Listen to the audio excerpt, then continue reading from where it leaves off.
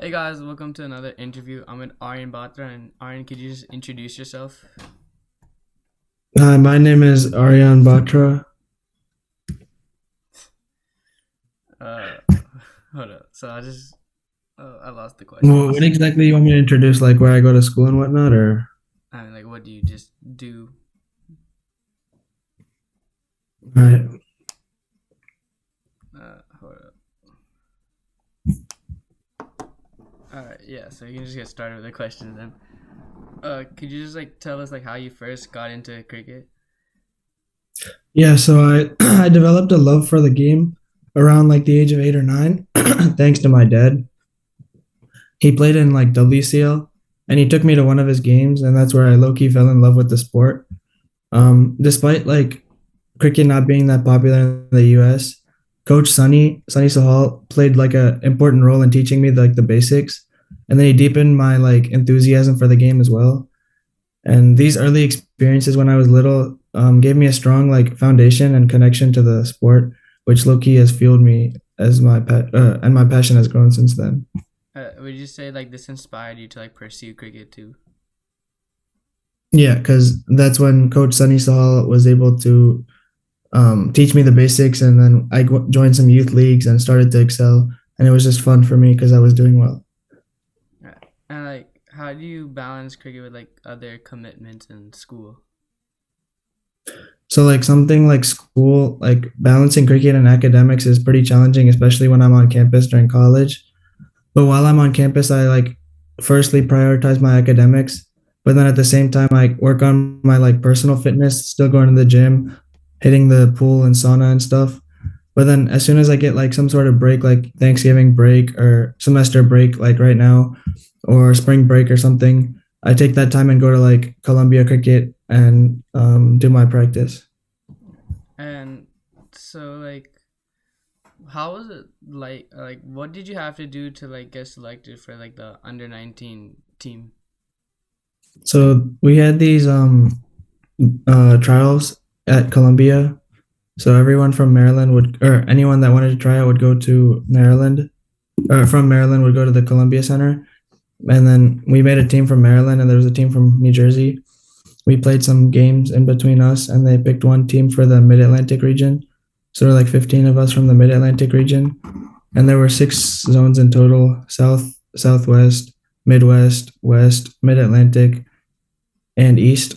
And they made us go to California and just play games against each other in California. And based on those performances, they picked a team for the qualifiers in Canada. And then whoever did well in Canada would essentially get picked for other camps and tours. Right. So like, what was it like representing the country for the first time? Um, it was like a crazy experience, like a surreal experience. The wearing the national jersey and walking onto the field was like very like it filled me with pride and responsibility. Especially like in South Africa at the U19 World Cup, the moment like we stepped onto the field for the national anthem was when like everything like set in, like all the emotions were crazy and stuff. And that competition was like crazy too. And it was a reminder that like hard work pays off, even though maybe we weren't as ready as we were um, supposed to be or like could have been. It felt like an honor to represent the U.S. at an international stage. And like, so before the game, like, how do you just like get prepared, like mentally and physically? Physically, I think the day before the game was usually a rest day, but we still tried to include like some strength training and endurance work to keep the body moving. Mentally, it's more about like visualization, and um, the day before we would study our opponents, see what their strengths were and where we could attack them and stuff. But the main thing was staying positive and always backing your own skills. Some before the game in the morning, some calm music and whatever like your normal routines are. You try to keep those the same. Yeah. And what was your proudest moment as like in that game? Um, my proudest moment, like in as a team or individual. As a team, it was, I think, in my opinion, that game that we won the qualifiers in Canada, the emotions right after were like surreal because we knew we were going to the World Cup. So that was like crazy feelings. Do you have like one personal like moment too? You think? Um, Maybe in the Caribbean when we were playing against West Indies under 19 and we couldn't get a wicket and I came into the attack and just like got some guy bowled on a Yorker. It was like we were like really down in the game and it like brought a spark into the team. And so, what have you learned like playing at like the highest level? So like playing in these local leagues and then playing at the highest level, I think the main difference is adaptability.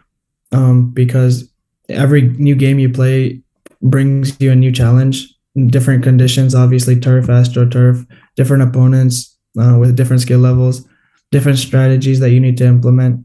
So like learning to adapt quickly between which opponent can do what while staying composed has been invaluable to learn. And so now my next questions are more like the popularity of the sport. And Mhm. so like, where do you think you see like USA cricket in like the next 5 to 10 years in both like the local stages and the international stages?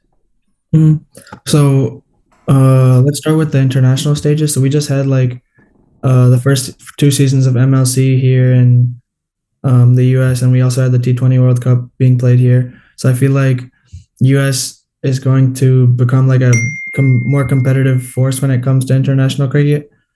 And they could like they've already qualified for the next ICC T20 World Cup, but maybe it'll become more and more regular, like without um, so-called luck on our side.